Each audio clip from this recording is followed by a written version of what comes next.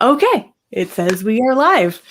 Awesome. Awesome. So yeah, we had to push it back just a little bit because moving is a thing.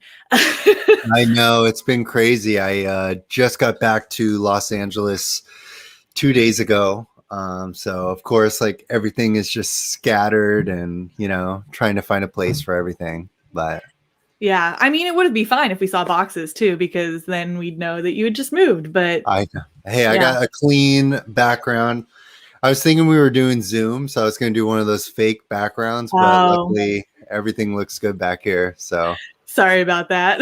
no worries at all. Okay, well, I'll just introduce myself again for people who don't know me. I'm Hilary Van Ness, and I wrote Empath Uncovered, the fictional novel. And then I just felt like I wanted to do empath interviews as well because I thought that it was important, and I'm passionate about it. And so that's what I'm doing with these. And then if you could introduce yourself, I know it's basically just your name, but and maybe say how we got connected. Yeah, for sure.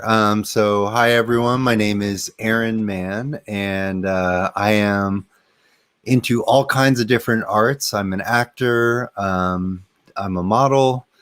I write poetry. I currently do a YouTube channel that is called A Man's Journey, and I do a whole bunch of book reviews. So that's pretty much everything I'm involved in right now. And you and I met through Nathan. And Nathan Reedy, correct? That's his last name? Yeah. Yes. Nathan Reedy. Sorry, I knew your last name. I just want to double check. But Nathan and I were on a movie recently called Slayer Chronicles. So we are super excited for that. I think that'll be coming out, I want to say in the summer or maybe in the fall of this next upcoming year. So we can look forward to that. Yeah. Did you film that before, after, like during COVID? Literally like the month before COVID was a thing. We filmed through the end of January and then into February. So of last year. So yeah, it was like right before COVID. None of us even knew really what it was. So yeah, because I think I auditioned for it too. That's why I was wondering, and I didn't remember any masks. So I was thinking you guys might have been able to film it before that happened. We filmed it, and I don't know of anybody that got sick. So yeah, it was great. Awesome. Okay. And then the first question I've kind of been asking everybody, which evolves a little bit with each one, is when you're having to explain what an empath is, or if somebody was to say, like, what is an empath? I don't know what that is. How would you explain that to somebody?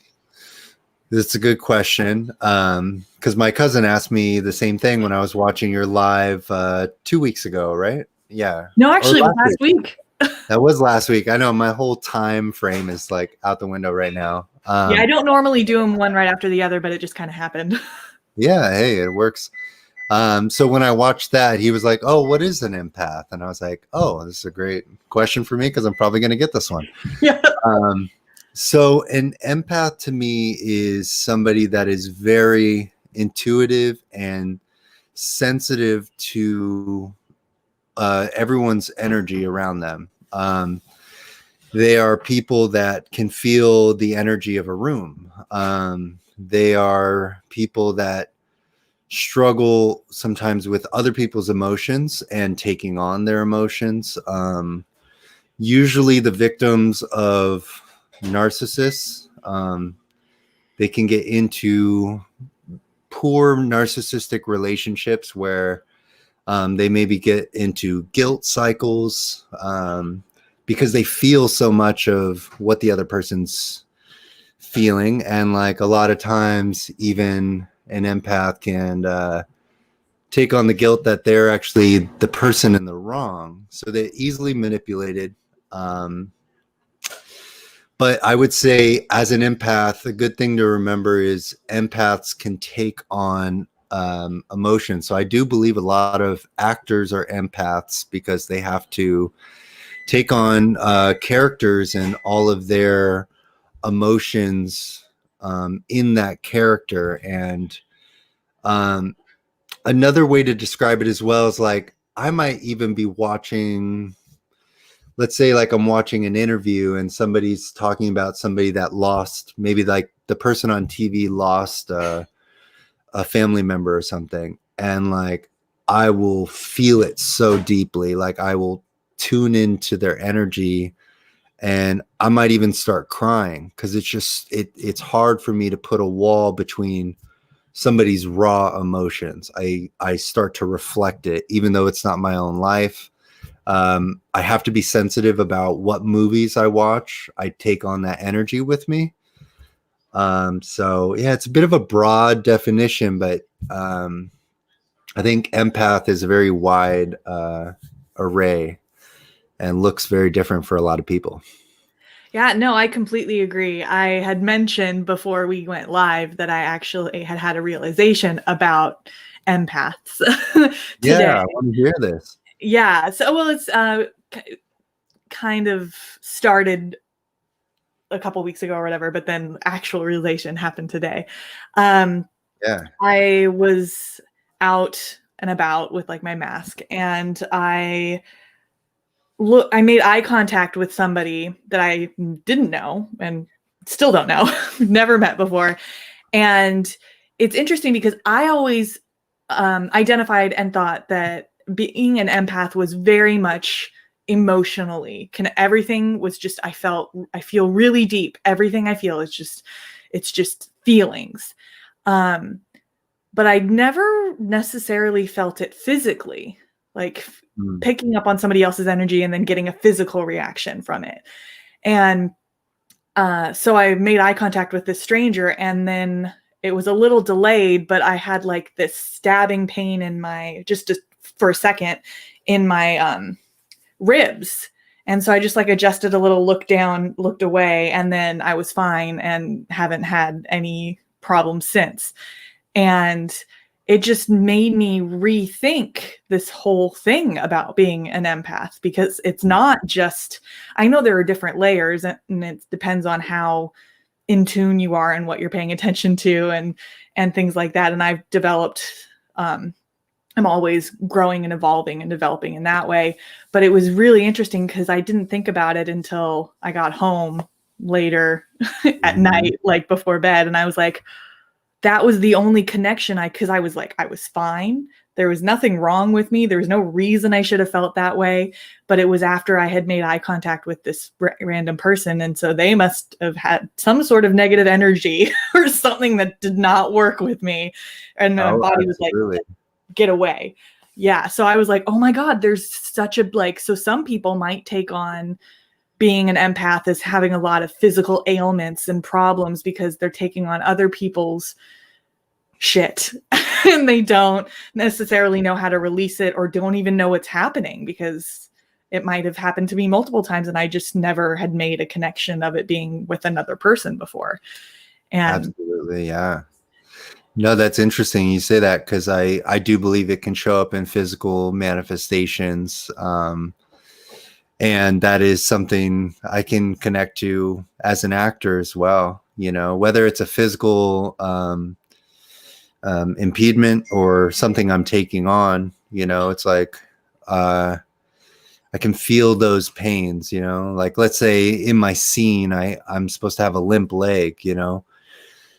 What if I play the scene enough and I really get into those characters, I can start to like take on leg pain, you know, and like really channel a physical manifestation of it.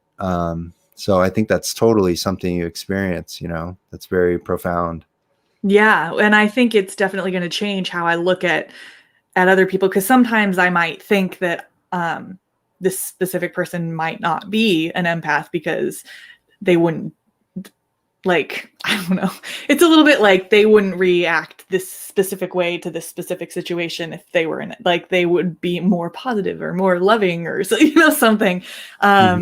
But that's a little bit of a judgment that I probably shouldn't put on anybody else. But yeah, it's just, I feel like it's going to change. It's going to change everything. It's just like, oh, wow, you could, I mean, like, yeah, I was like, was talking with No, my friend, and we were like, oh, realization, realization, realization. no, that's So, great.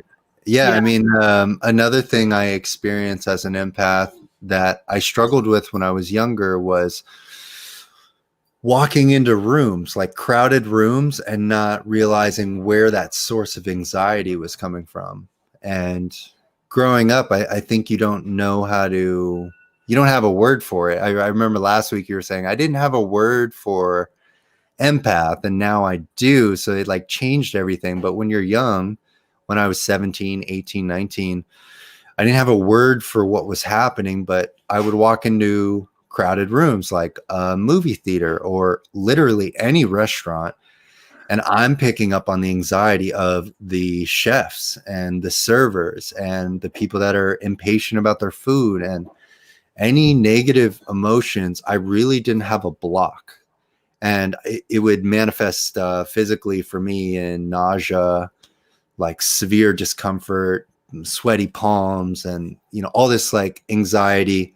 We all know how to label anxiety, but I think there are a lot of people out there that don't know they're an empath, and really the source of anxiety is linked to empath like qualities that they haven't discovered in themselves. So Yeah, I don't know if I've told this specific story. I tell lots of stories on on here, yeah.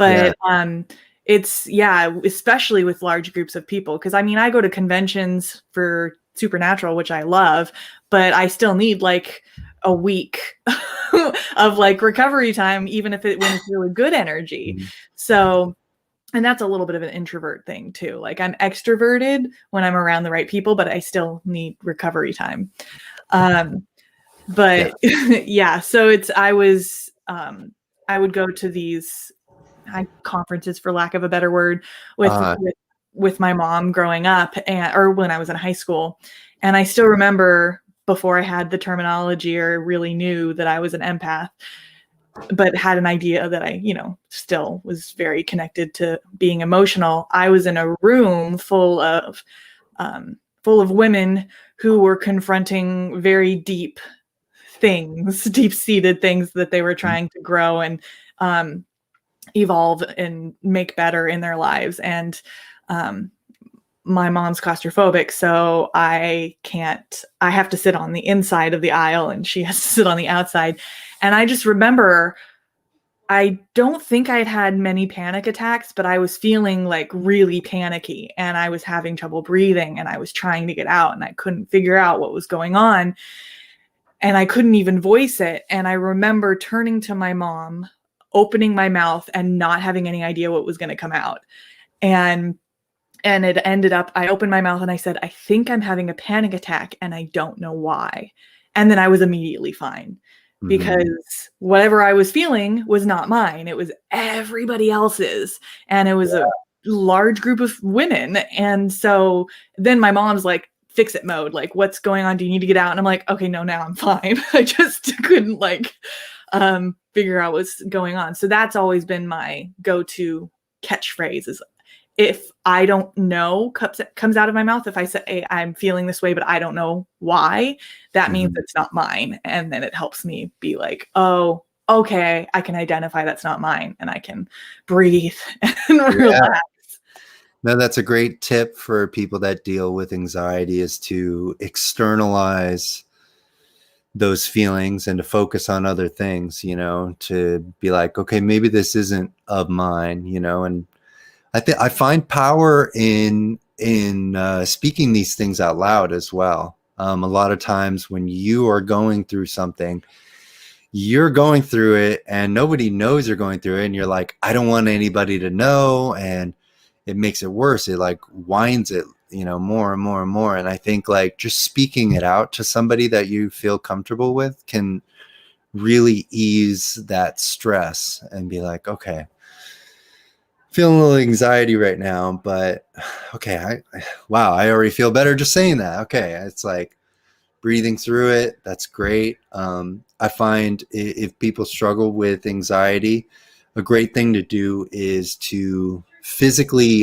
tactile yourself, like to do physical things that will bring you to the present moment, because anxiety a lot of times can come from the fear of what is to come, or the fear that's building, or past situations affecting your present. So like, I get anxiety when I go into a movie theater. So now every time I sit in the seat, here it comes. Now it's like I'm worried about the past.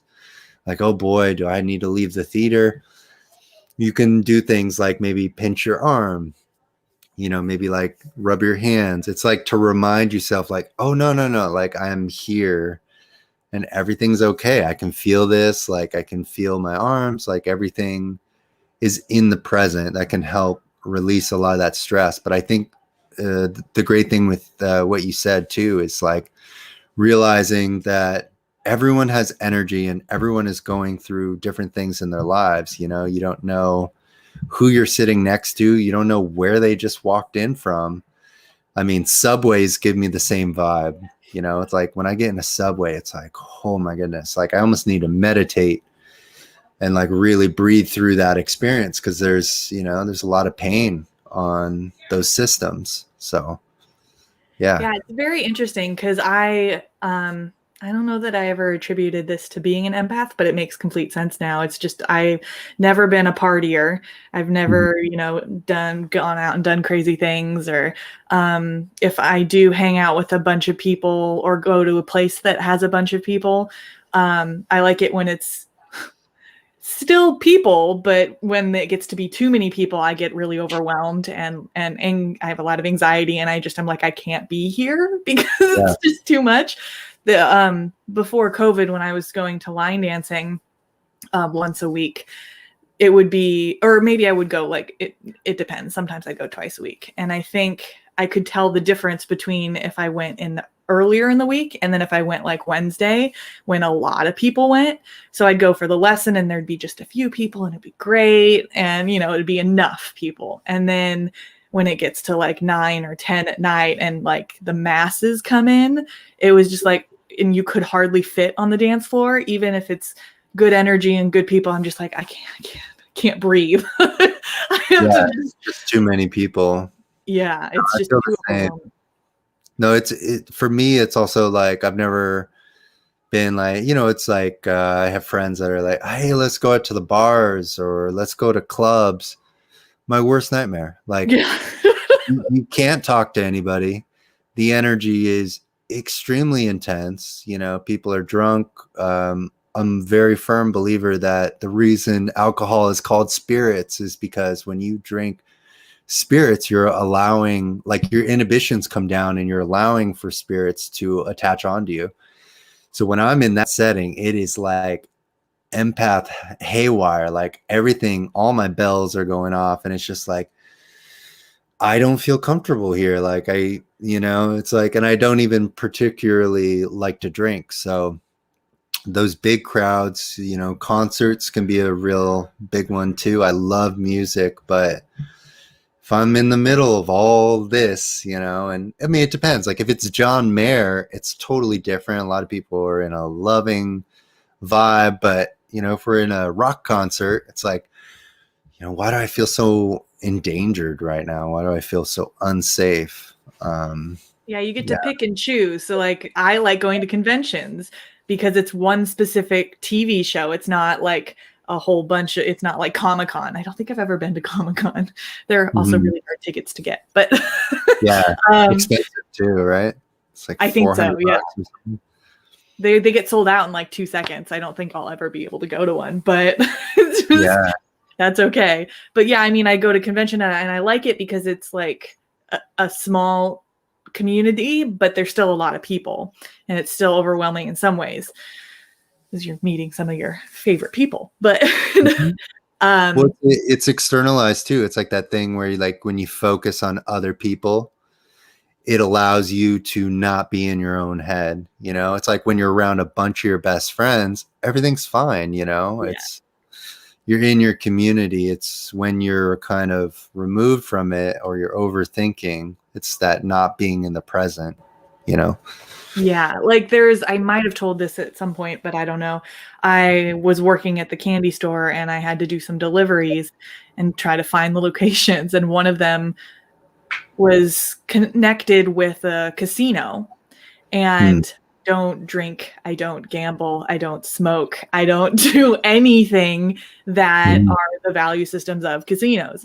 And so I opened the door, I walked in and immediately was like, nope, and turned and walked right back out and called my boss. And I was like, I don't know where I'm supposed to go. And then that also happened. There was a convention that I had chosen to go to in Vegas that I had to travel to get to. So I couldn't like leave. And I walked in and it's in a casino. So it's like a hotel casino. And so you have to walk through the casino to get anywhere.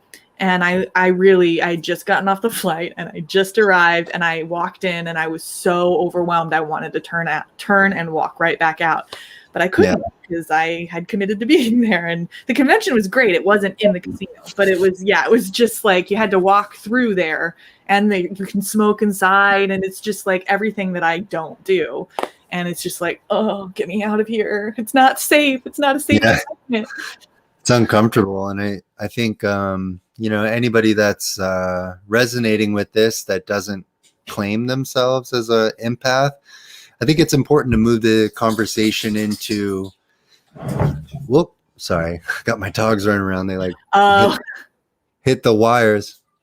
It's important to move the conversation into, you may be an empath and you didn't know it. And maybe now you're discovering you're an empath. Now the next level to it is learning to build walls around that emotional sensory, because I went from not being able to eat in restaurants and sit in movie theaters and like have really any large group setting to walking on stage for a modeling runway show in front of thousands of people. And it was like, I mean, not a lot of people know that story about me, but it's like, how did I go from like not being able to be in a restaurant of like 50 people to like being on a stage where like literally thousands of people are looking at you, and you have this one moment, you don't get to say, wait, I'm not ready. Like you're pushed out there, and all of a sudden, hey, everyone's energy is on me. And like, how do I deal with that and not crumple, under that pressure? And this is what I learned to do through my life and through my young 20s was, oh, I can use their energy in my own power. Actually, I can be on stage and say, wow, okay, everybody's looking at me, but I can empower that energy and keep it very centered. And it's like a focused energy, you're channeling it through to your task. And it's very interesting because now I can do that in all kinds of settings. I can go, on a bus or something and be like, okay, I'm feeling a lot right now, but here are my energetic walls, my emotional walls.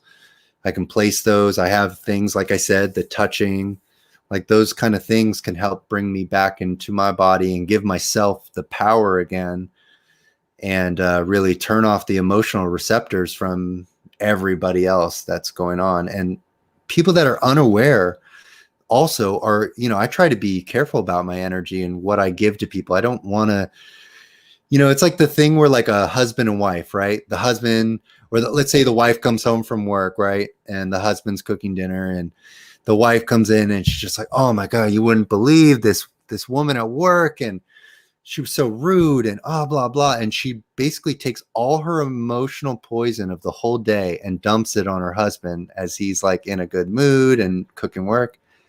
And it's like, it's just so intense. So I try to take that and be like, okay, how can I positively carry my energy? Because, even if I'm having a bad day, there are people that can help me vent that. But a lot of people, I don't need to just dump just random toxins onto people, yeah, this might be a bad visual way of saying it, but this is how I've always said it: is people are verbally throwing up on me. Yeah. And then how you deal with that, or do you have the space to hold the basket for them to do that? Or are you like, not right now, please don't do that. Give me a heads up. or if you're the only person that they can go to, that makes it very difficult as well. Mm-hmm. Yeah, maybe you guys need to talk about, like, if you're feeling overwhelmed by this particular person that tends to come home and just unload those things, maybe it's like, hey, how about this? When you come home, I want you to take some time to yourself. Like, I know you probably had a hard day and I want to hear it and I want to be there for you, but maybe just take 20 minutes. Maybe the best thing for you is to jump in the shower, rinse off, like kind of reset yourself, wash off the day, and then let's sit down, and like talk about it. I find that would be much more productive than that kind of like unsolicited, like, here's my day, here is everything. And I'm like I said, I'm very, very careful with the people around me, because we all go through things. It's just you have a choice of how and when you emote those situations to just anybody. And also to like know, have you taken the time to yourself? Because a lot of times taking that shower, taking a few breaths in the shower and being like, okay, man, that kind of sucked, but I don't even really need to talk about it, because it was just a shitty person, and like, they're gone. I'm never going to see them again. Yeah, for me, the only thing that I would probably have difficulty with that is how I process is through Mhm. talking it out. Yeah. So I would need somebody to be able to bounce it off of. However, I have been learning more to come to myself and to try to see how much I can work on and figure out on my own before trying to come to somebody else. Mm-hmm. And I've also realized, especially recently, I've been trying to more consistently meditate when I wake up in the morning and when I go to bed at night. And I notice when I stop doing it for a couple of days, or if I only do it like once every day, it makes a huge difference. Like, I go from being okay and managing and happy in my life to being like, oh my God, I'm so like drained and exhausted, and I just want to sleep all day and I can't do anything, so it's just like, and especially if and I'm still working on it, because it's like, I don't want to meditate. And so it's like really hard for me to get into the space. But once I get into the space, it always makes me feel better, especially Absolutely. when I'm not feeling good. So I don't know why it's so hard. No, yeah, I think we all struggle with it. It's like, it is difficult to sit down and make that space and like say, okay, in the morning after I get my cup of coffee, like, let's just sit with ourselves, because what you'll find is all those things running in your head a million miles an hour that are overwhelming you in the day. It's like your chance to kind of flush that out of your system. And I think some people are also afraid to meditate, because I've had this discussion with people as well. Like, well, I sit to meditate and then all these like dark thoughts come in, and like, it's just, I go into a bad space. It's like I'm now thinking about all these negative things, and then it's like, well, I don't want to manifest bad things. And I'm like, okay, well, the solution to this is when those things come up in meditating, you need to breathe through it. Take those things in and breathe them out, deep breaths, letting go, releasing those thoughts. The best metaphor I've heard is because I get it too, I get clogged with a bad thought, and then it's like, okay, I'm going to breathe through it. And on my breath out, I'm going to imagine that thought drifting away like a cloud, and then, new thoughts come in.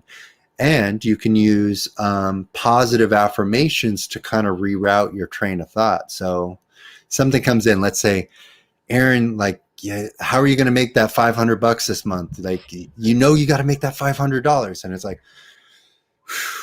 release that thought, let it float away in the cloud. And I say, I am abundant. I am powerful. I am successful. I'll feed myself positive affirmations, and pretty soon my train of thought is in a completely different place. But you got to allow yourself to kind of sit through that uncomfortable negative moment to even release it. Because if you're just hiding from it, that's kind of what you're saying. Like, I didn't meditate today, so now it's like, I just need to talk to somebody. I just need to like kind of spill and vent this, because I haven't had time to work through it through myself, my own emotional being.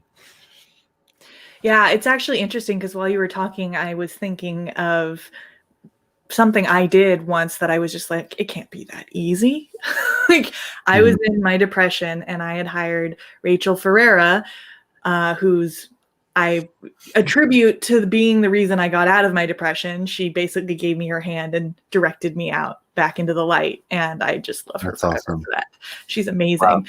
Everybody should use her services. But she, it's like with grace and ease, everything doesn't have to be hard. And so I had forgotten how to be happy when I was in my 3-year depression. And I do remember when I would go to bed, I'd have a lot of negative thoughts, and I would like focus on it and then spiral, and then it would be Mhm. really difficult to come out of it. And so I had this moment when I was working with her and I was going to go to bed, and I said, okay, I'm going to put a gross tarp. It's like a dirty tarp. I'm going to put Mhm. it over this thought because I don't want to look at it right now. I'll think about it tomorrow. Like when I wake up, I'll deal with it or whatever. I want to Mhm. go to bed and I want to be able to sleep.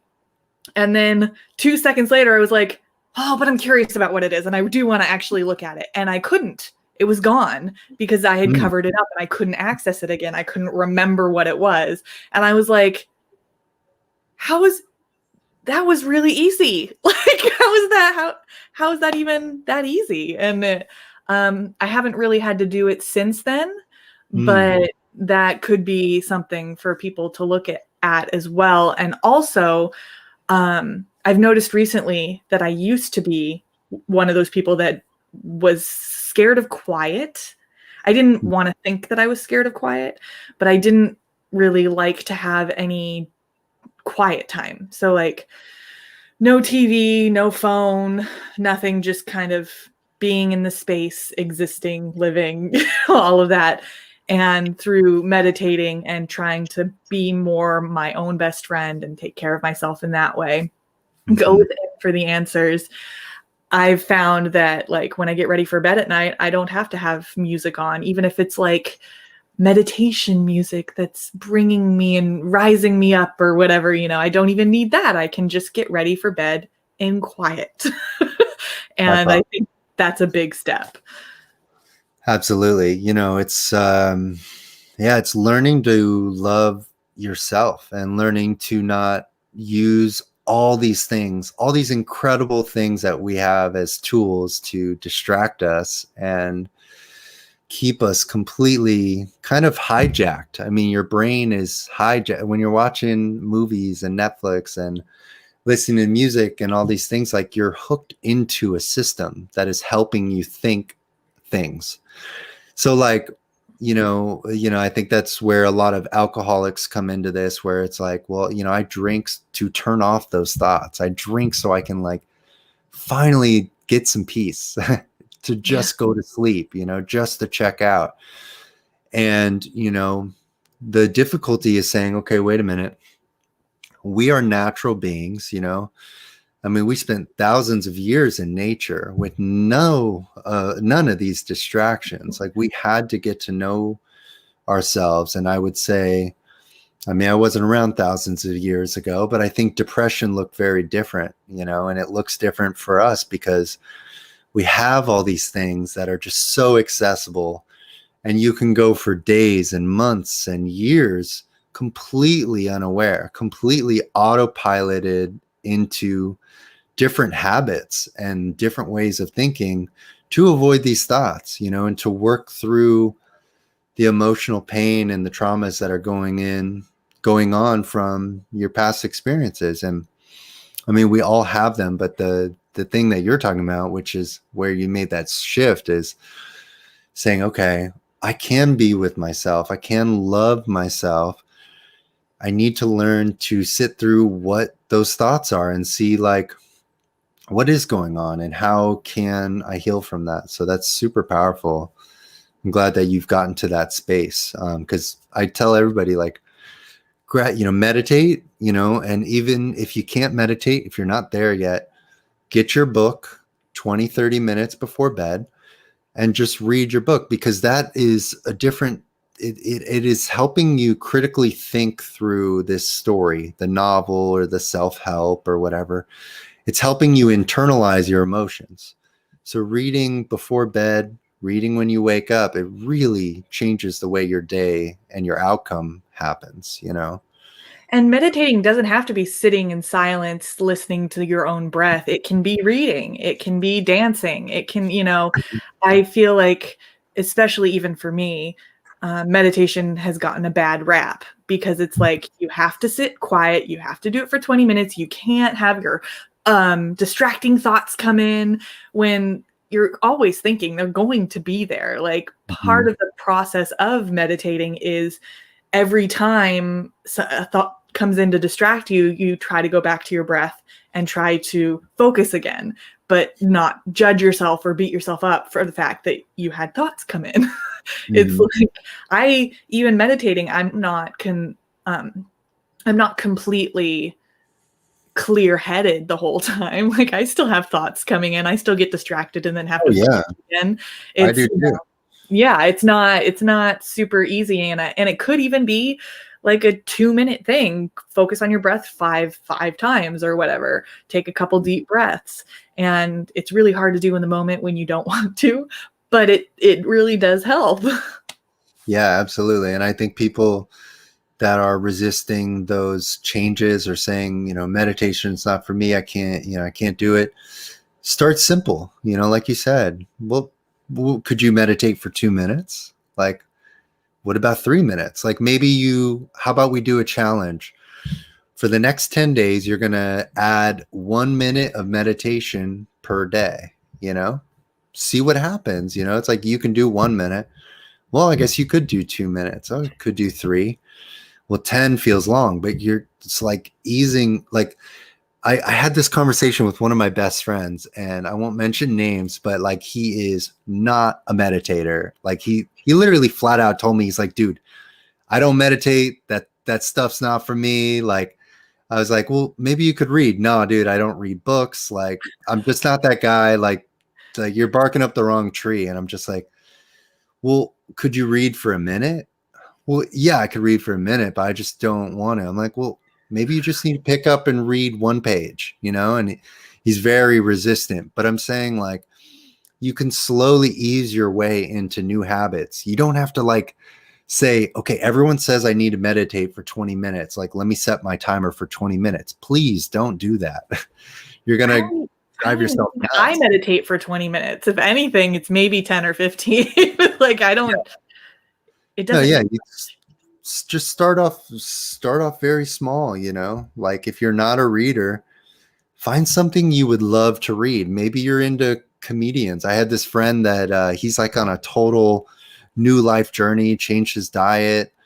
I have, brought up reading for years now. And he's like, dude, you'd be proud of me. I found a book I'm actually reading now. It's about a comedian. And I was like, awesome. Like, yes, like, what are you doing for it? He's like, oh, I wake up in the morning. I read a chapter every morning. And, it's been really helping me. Like my mind, I don't feel as groggy. I'm like, yes, thank goodness. Like I'm not saying like everybody needs to pick up a Bible or pick up the latest, greatest spiritual read. I'm just saying the act of reading helps you process things in your mind. Like you said, it's a meditation. You're using your brain in a very different way than Netflix, where Netflix hijacks you, video games.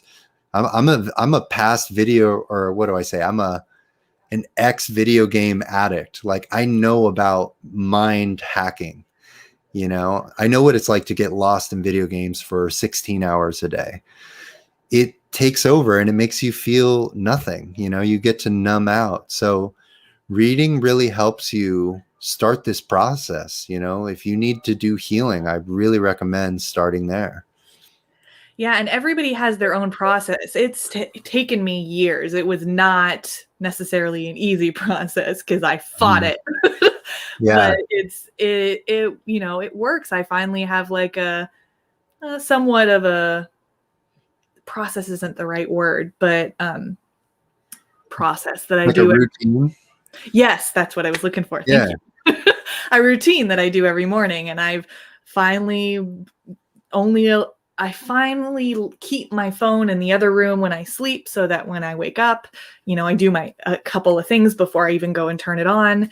Although I have been allowing myself on weekends to have it in my room when I wake up in the morning, but that's just like a treat I give myself twice a week. There you go. Yeah, no, that's great. I mean, I think everybody should start their morning away from social media, away from emails, away from any contact. I think, I don't know where I heard this, but the best thing I've ever heard about that is, how are you going to check in with the whole world before you check in with yourself?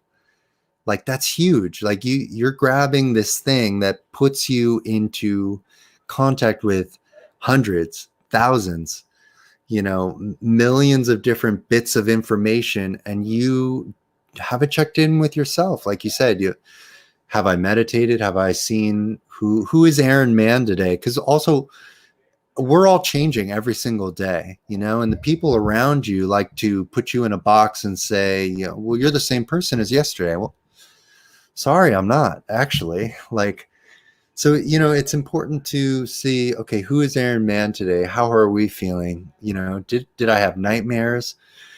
Am I in a good place? And a lot of times I find that's where my inspiration comes from, because I mentioned I do poetry and I write.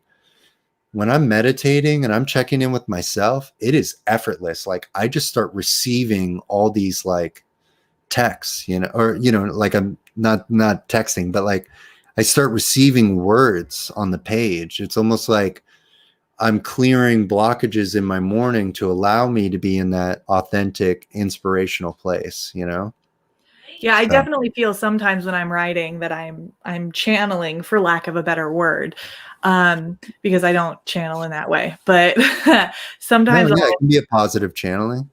so I'll write something and think it's and feel really good about it while I'm writing it, or like not even be paying attention while I'm writing it, and then I'll come back and read it later and be like, whoa, I wrote that. Like, I know I wrote Exactly. that. I remember writing that, but that's better than I thought it was. So it's like, I have that too. I literally, like, I'll write something, I'll look back and I'd be like, what the heck? Like, I didn't even have this thought while writing it. And like, it, like you said, it's channeled through you.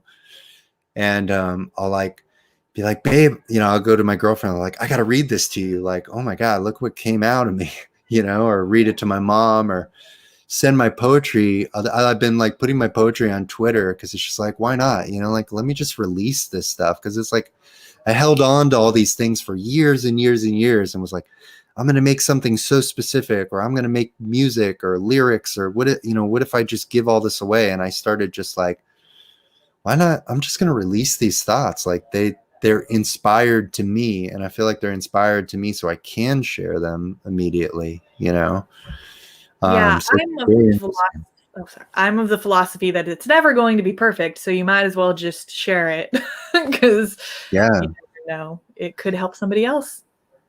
absolutely. And yeah, release blocks, like your hurt, your pain, your traumas, although they may feel very personal to you, and very embarrassing, or very like you want to hold it like this.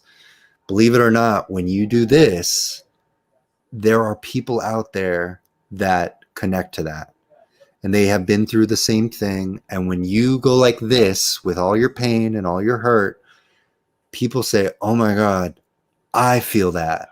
Like, thank you for telling me that. Oh my, I didn't know how to say that, but like, that's been on my mind. Or I didn't know I was feeling that, and I read that, and like, I'm in tears because that was so what I'm going through, like, we need to share, and don't worry about the haters, like that, all that negativity, or like people coming at you, like, none of that matters. Imagine if you affected one person that was going to take their life next week, and they decided to change their mindset because you shared something very personal to you, And it might not even be something you think, or the thing you think it would be, that would help somebody. It could be something so small that you just said.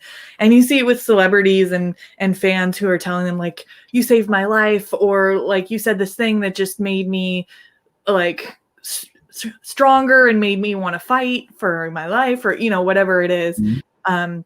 It doesn't always have to be like you saved my life kind of thing, Yeah, but like life or death. I know it doesn't have to be that intense. yeah, it's just that's typically the stories that you hear Oh. when people, but it's definitely like celebrities and fans are able to like for me especially the celebrities who are the most authentic and genuine are the ones that I want to be following and emulating. And I do love when they're like, well, I want you to be better than me. I'm like, okay, well, I'll take you as a starting point and Yeah. I'll move forward from there.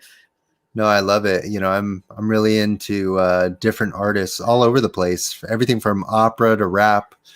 There's this rapper I listen to. His name is NF, and he just, I mean, if you just like pull it up, if we had like a lyric pulled up on our page right now, I mean, we are listening to his journal.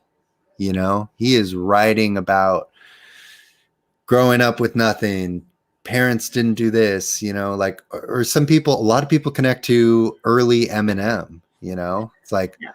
hey, a lot I of it's like them. vulgar, but it's real. It is. I mean, that is a man talking from the heart, and look at how that expanded, you know, people just drew to it because it was like, wow, look at how courageous you are. And I relate to this so deeply. I need this. It's cathartic to my journey.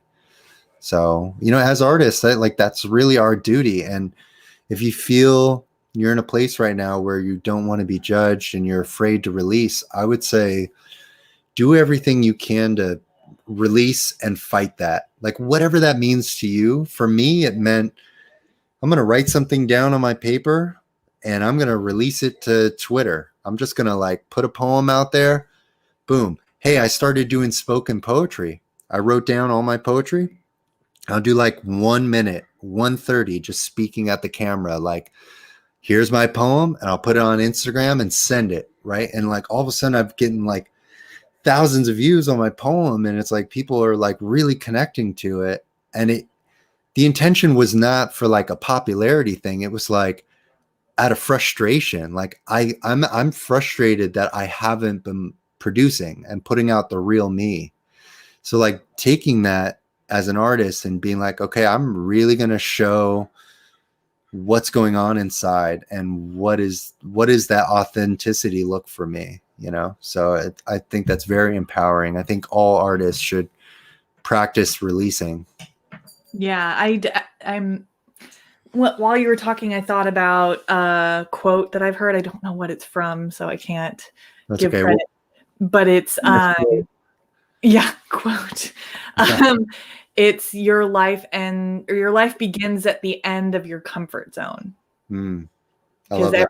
Everything, like when you have fear, you have to move through it. You have to, yeah, it's like you don't want to stay stagnant and not evolve or grow in any way. And the only way you're going to grow is if you're a little bit uncomfortable. Sometimes a lot of it uncomfortable. Very uncomfortable. Yeah. I mean, talk about like, you know, say you take 3-6 months, a year off of working out. Tell me how that first week is. That sucks, you know, like it is uncomfortable, but we grow through resistance. Flowers grow through resistance of dirt. I mean, literally, like, a caterpillar turning into a butterfly. I mean, it is done through resistance. You know, we get diamonds through pressure. I mean, we are not different from this life force working around us. We are very much the same. And I think in 2021, if you can learn anything, it is that all this material, all this consumerism is distraction from who you are inside. And until you get fed up with being so comfortable and so mundane and so everything's like this, ticky tacky toe, you know, like I got everything in a row, all the safety, we got this here, that no uncomfortable, no, I want stability. It's like, yeah, but like maybe you're missing the whole point, you know, like maybe you're not taking enough risk. Maybe you're not really sitting with who you are. Like you said, it's like, can I just be with myself? I love watching these nature shows where they go naked and afraid, you know, or like these alone nature shows. Because when you get out there, you really gotta love yourself. Like there's no one else. There's no distractions. Like it's like, oh wow, like I'm just with me. Like, do I like me? Do I like who I am? Because you better like yourself when you're in the middle of a dense forest, looking for food and you've got no help out there.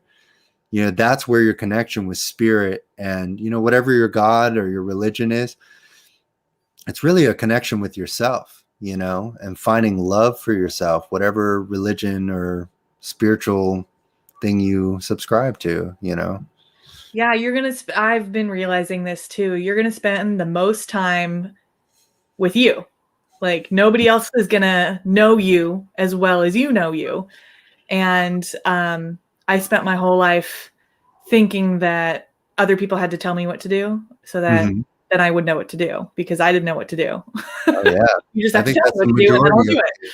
Uh, yeah. so now I'm realizing I'm trying to figure out what I believe, what decisions I would make just with myself and be okay with it and not I'm just still working on not caring what other people think. I don't know how much of that is me, how much of that is me being an introvert, wanting people to like me.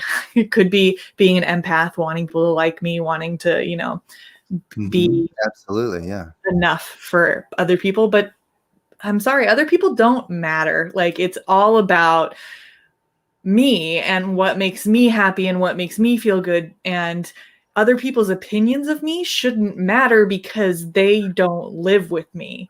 And even if they did live with me, they still don't live with me because I'm with me 24/7. And so I have to like who I am in order to have that happen. Absolutely. Well, you're doing the process, you're doing the process that many don't dare trek on.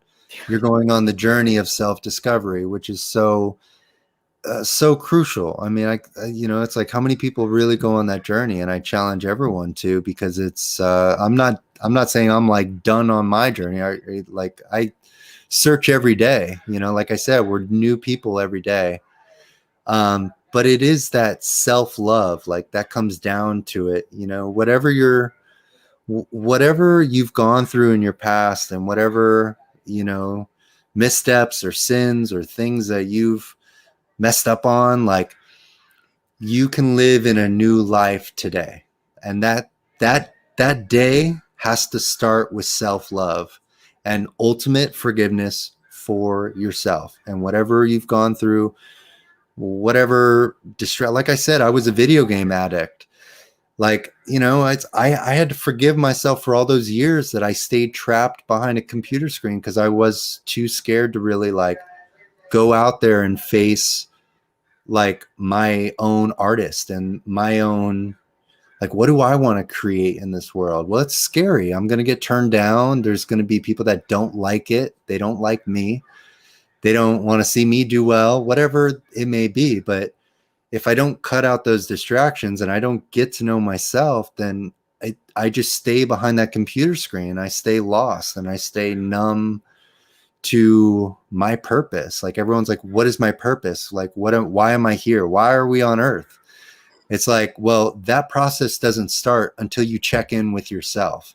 So before you criticize meditation and saying, oh, books aren't for me and all these things, well, I think those things are going to help you really discover who you are, and that purpose. If you're feeling, I mean, so many people in 2021 are feeling lost and like everything's flipped upside down. And it's like, who am I? What is this? Like, why are we here? What is going on?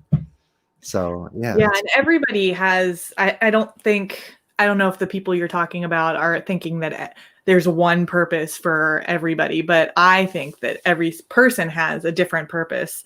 And trying to figure out how I phrase this, but um I think my soul's purpose is to act because that gives me something that I don't really know how to explain, but it Mhm. fills my heart up and makes me happy in a way that I've never experienced before.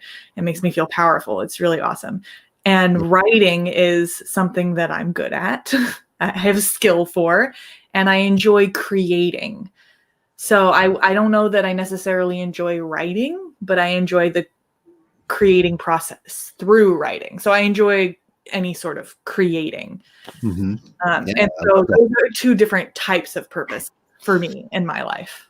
yeah, well, it lights you up, right? It makes you feel joy. It's I think that's the happiest people on this planet is people that can find that thing or those things. Like I have many things. I mean, there's so many routes. I could have been a professional pool player. Like I love playing pool. It's like Yeah. that lights me up. But ultimately, it became more of it became more of what's that word? Hobby? Yeah, like it became more of a hobby to me. Like I started to play like for money, make it a little more competitive. And I found out like I actually just like this for the joy of doing it once in a while. But doing something like music, I mean, till the day I die, I will be creating music, whether it's for people or whether I just need to sit down with my guitar for 30 minutes or an hour or play piano for a little bit. Like that joy is just, it takes me out of this reality. It puts me in like a completely different place. And I think that's something where it's like, wow, this is something that's on a different level. Like I could really do this for the rest of my life. So finding those different purposes is it's difficult to do. I know there's a lot of people at home that don't feel connected to those things. They're like, I still haven't found that thing. But I think you need to lean into the things you love and experiment, and see. It's like I love video games, right? Like I used to love video games a lot, but it became an obsession. It became unhealthy. So I don't think that was my purpose, So it's a fine line. It's very hard to find really where we're going. And perhaps I'm only 30 years old. Perhaps I'm not even aware of what that ultimate purpose was, What if your ultimate purpose was helping one person when you were like, when you're like 48 years old? There's one person in this entire earth that you were supposed to affect, and that was your purpose. Like, what if you had a conversation with God after this whole life, and he's like, "Oh no, you did it. Remember when you were 48 and you met that person and you like put them on this path? Well, that was it. You did it." And you're like, "Really? Oh, okay. I thought there was all these things and I was beating myself up for all these things that I thought I was missing." And it was like, no, you were just supposed to help people. You were supposed to like share those things and enable people to be great with you and share your art, So I don't know. I'm kind of going on random tangents, but this is fun. Yeah, no, that makes sense. And I think in some ways being a creative can also, in my opinion, connect to being an empath as well. I'm not sure that necessarily every empath would be a creative, but I feel like there's a very creative aspect of emotions and creating from those emotions into a creative endeavor of whatever kind you have. Yeah, absolutely. I know we got like kind of like torn off the empath path, but I think this all fuels in. And if anything, like with the empath conversation, I love that we can enable people to think about it a little more and perhaps turn some people on to maybe that is why they struggle with X, Y, and Z, and that's awesome as well. Cause maybe it's a more common term now, but there's still so many people out there that just don't really know what's going on with them, and these sensitivities. So I'm glad we can have a conversation like this. This is awesome. Yeah, and each person brings a different experience and perspective on the world and how they experience it. And if that turns into us just kind of talking about what we want to create and how we experience creating in the world, I still think that that's connected. At least that's what I'm telling myself. Yeah, absolutely. But I think we have like a minute left. So if you wanted, Oh, I know we're at an yeah, hour already. Wow, that was quick. I know. So if you have any like words you want to leave with everybody about your thoughts on an empath or any advice you would have for people that you haven't already said. I know we've gone like totally random tangents in and out of different things. I would just, I'm such an avid reader right now, so I would just challenge everyone to at least find something that interests you if you're not a reader right now, and just give it 10, 15, 20 minutes in the morning. Just start there. Whatever your morning routine is, whether it's tea or coffee, just get your coffee, sit down with your book, find a place that you like to read. Maybe put on Baroque music is amazing. Put on some Baroque music, light Baroque music, read your book for 15 minutes, and just try that every day and see how you feel. Because I really think that would help. I know it doesn't have much to do with empath, but I want to encourage people to get back into reading. I think it's super important during these times. Yeah, well, I agree. I think having a morning routine is actually very helpful. I've been making my bed every day for about a month. Just 'cause Awesome. everybody says, like, even if you don't do anything with your day, at least you made your bed. Like you've Yes. done something. I don't have any of the stuffed animals on it now, but like I basically made my bed. So That's awesome. I would completely agree with you on that aspect of things. And then I don't have another person at this moment in time. I have a potential Okay. idea. I might have other people. This is kind of for everybody for just an update. I might get some of the people I've already interviewed come back and ask other maybe more specific questions or something like that.